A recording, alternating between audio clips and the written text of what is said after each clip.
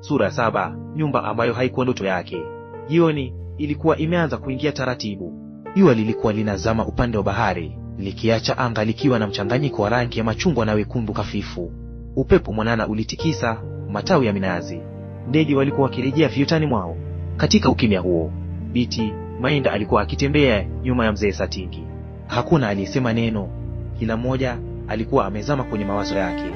Mara kwa mara, watu waliokuwa njiani walimsalimia Satingi. Shikamoo, fundi. Marahaba. Kisha wengine walimuuliza kwa tabasamu, wamekuletea mke?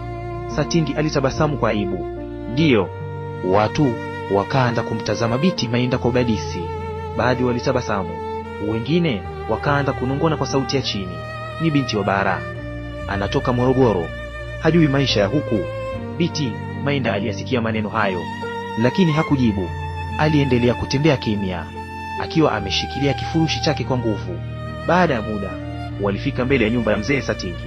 Biti Mainda alisimama, macho yake yakaanza kuizunguka nyumba ile taratibu. Lakini haikuwa nyumba aliyokuwa amejenga akilini mwake. Ilikuwa ndogo, imejengwa kwa udongo. Paa lake lilikuwa la makuti yaliyokuwa yameanza kuchakaa. Ukuta mmoja ulikuwa umefunikwa kwa fito ili usianguke.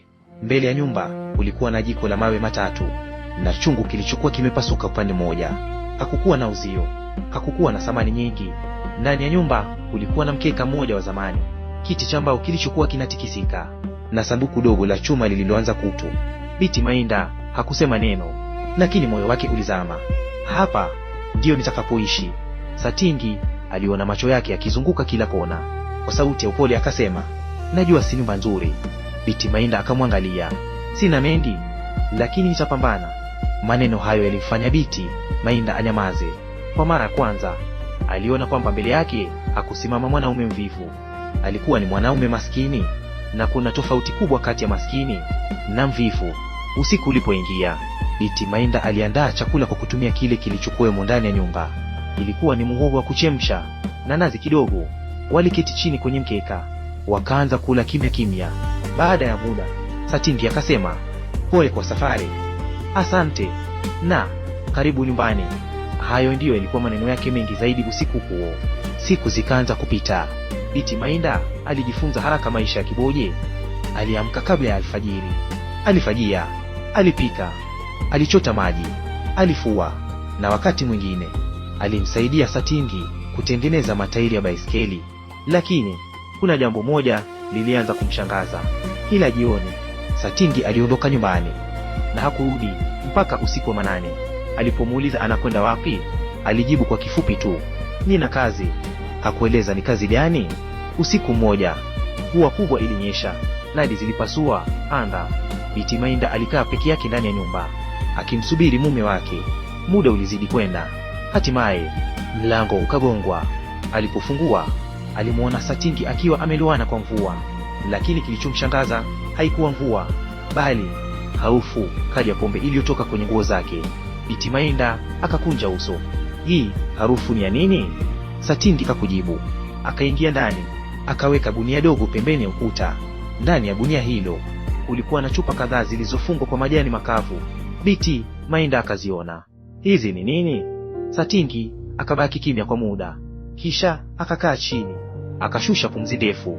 Nilitaka ujue baadaye, lakini sasa umeona. Biti Mainda akamtazama kwa mshangao. Satingi akaendelea kwa sauti ya huzuni, ufundi wa baiskeli peke yake hauleti chakula cha kutosha. Ndiyo maana usiku kutengeneza na kuuza gongo. Kimya kizito kikaingia ndani ya nyumba.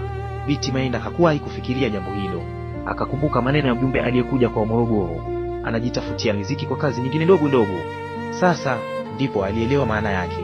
Moyo wake ukaanza kujaa hofu. Hiyo si kazi ya hatari? Satingi akatikisa kichwa polepole. Ni hatari. Ukikamatwa je? Nitafungwa.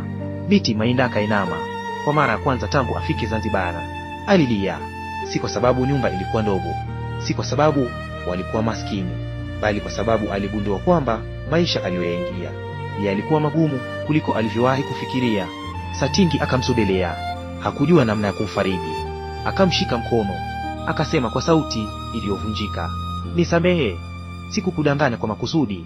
Nilitaka kwanza uniangalie kama mwanaume kabla hujaona umaskini wangu.